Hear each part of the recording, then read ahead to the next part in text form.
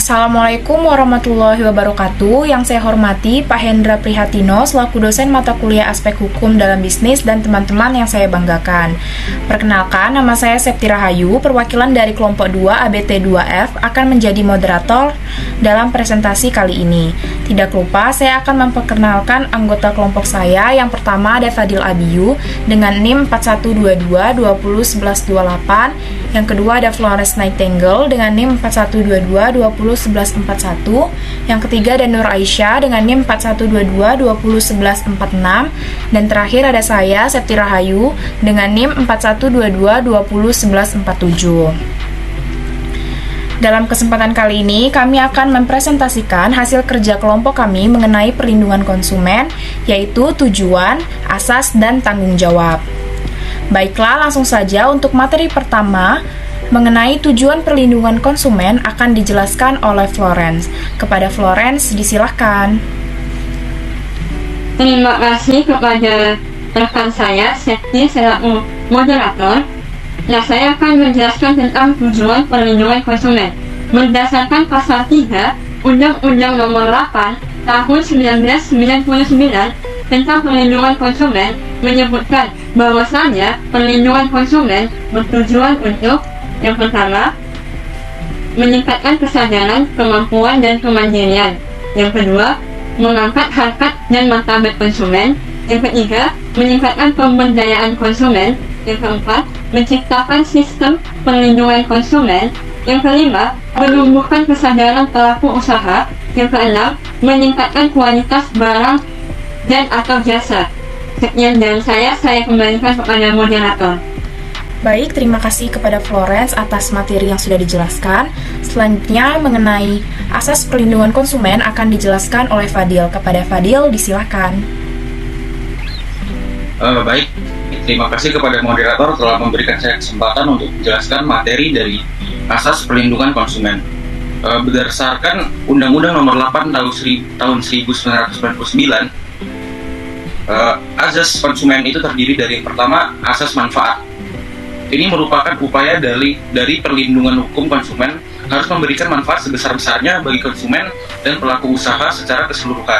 Yang kedua ada asas keadilan, memastikan partisipasi seluruh rakyat maksimal dan memberikan kesempatan yang adil bagi konsumen dan pelaku usaha untuk memperoleh hak dan melaksanakan kewajibannya. Yang ketiga, asas keseimbangan, yaitu menjamin keseimbangan antara kepentingan konsumen, pelaku usaha, dan pemerintahan. Yang keempat, asas keamanan dan keselamatan konsumen, yaitu memberikan jaminan keamanan dan keselamatan kepada konsumen dalam penggunaan barang dan jasa. Yang terakhir, asas kepastian hukum. Asas kepastian hukum ini untuk mendorong pelaku usaha dan konsumen untuk mematuhi hukum dan memperoleh perlakuan yang adil dalam perlindungan hukum konsumen. Sekian penjelasan mengenai asas perlindungan konsumen, saya kembalikan kepada moderator. Baik, terima kasih kepada Fadil atas materi yang sudah dijelaskan.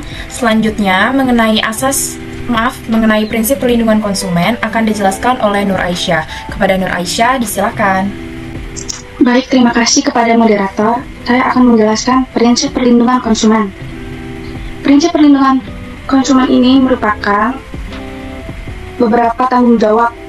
Jadi, ada 3 tanggung jawab. Nah, yang pertama, prinsip tanggung jawab berdasarkan kelalaian atau kesalahan, yang merupakan prinsip tanggung jawab ini bersifat subjektif, dan prinsip ini juga dibagi menjadi 4. Yang pertama, tanggung jawab berdasarkan kelalaian kesalahan dengan persyaratan hubungan kontrak. Yang kedua, tanggung jawab berdasarkan kelalaian atau kesalahan dengan beberapa pengecualian terhadap persyaratan hubungan kontrak.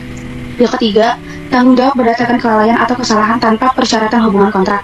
Yang keempat, prinsip praduga lalai dan prinsip praduga bertanggung jawab dengan pembuktian terbalik.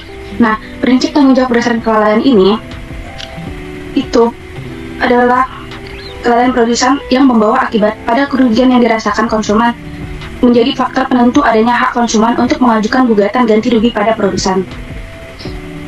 Next.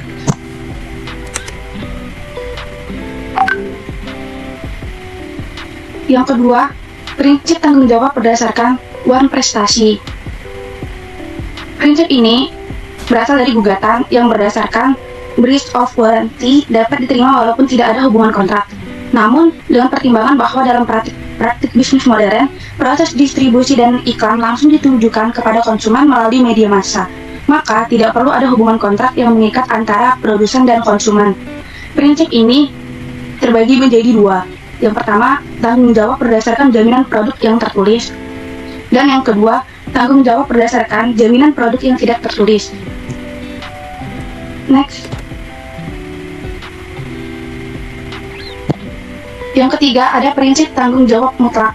Prinsip ini merupakan prinsip yang memiliki dasar bahwa konsumen tidak dapat berbuat banyak untuk memproteksi diri dari risiko kerugian yang disebabkan oleh produk cacat.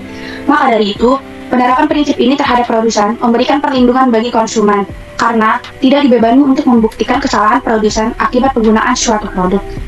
Terima kasih, saya akan mengembalikan kepada moderator. Baik, terima kasih kepada Nur Aisyah telah menjelaskan materinya. Baik, saya tutup. Terima kasih kepada para pemateri yang sudah menjelaskan materinya. Berakhirlah presentasi kami pada hari ini. Saya selaku moderator mohon maaf apabila ada kesalahan kata dan sikap. Akhir kata, wassalamualaikum warahmatullahi wabarakatuh.